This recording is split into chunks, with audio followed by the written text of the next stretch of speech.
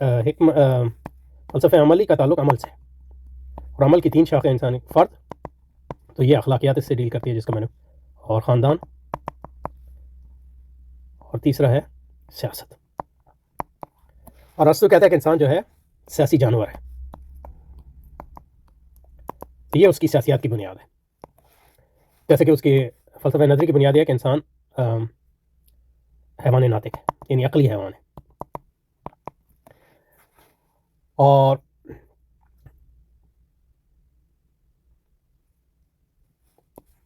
جو سیاسی جانور ہے وہ اس کو سیاسی جانور وہ تمام حیوان شامل ہیں جو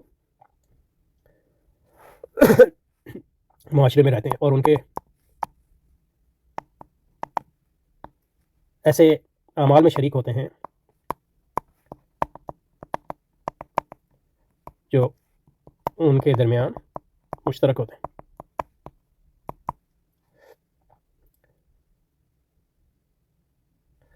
اور اس میں جو ہے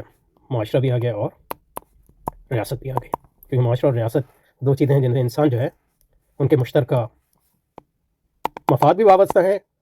اور مشترکہ اور معاشرے کی بنیاد جو ہے گھر ہے،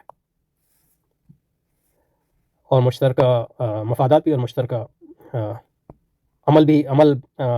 کے مقتضی بھی ہیں۔ اور دوسرے جانوروں کے برعکس جو معاشرتی اور بھی جانور ہیں، لیکن انسان میں یہ ہے کہ انسان جو ہے یہ سوال اٹھاتا ہے کہ اچھا کیا ہے اور برا کیا ہے۔ اب شہد کی مکھیاں بھی ایک معاشرہ بناتی ہیں، لیکن وہ اچھا اور برا کا سوال نہیں اٹھا سکتی، تو یہ انسان کی خصوصیت ہے،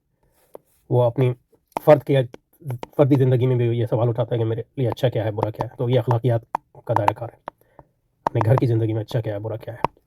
تو یہ تدبیر منزل اور معاشرے کے بارے میں اچھا کیا ہے برا کیا ہے، یہ سیاسیات اس سے بحث کرتی ہے۔ تو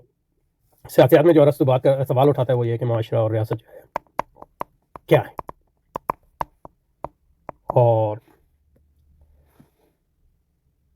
کون سی ریاست جو ہے اچھی ریاست ہے، کون سا معاشرہ اچھا ریاست ہے، اس کو اچھا ریاست کون بناتا ہے،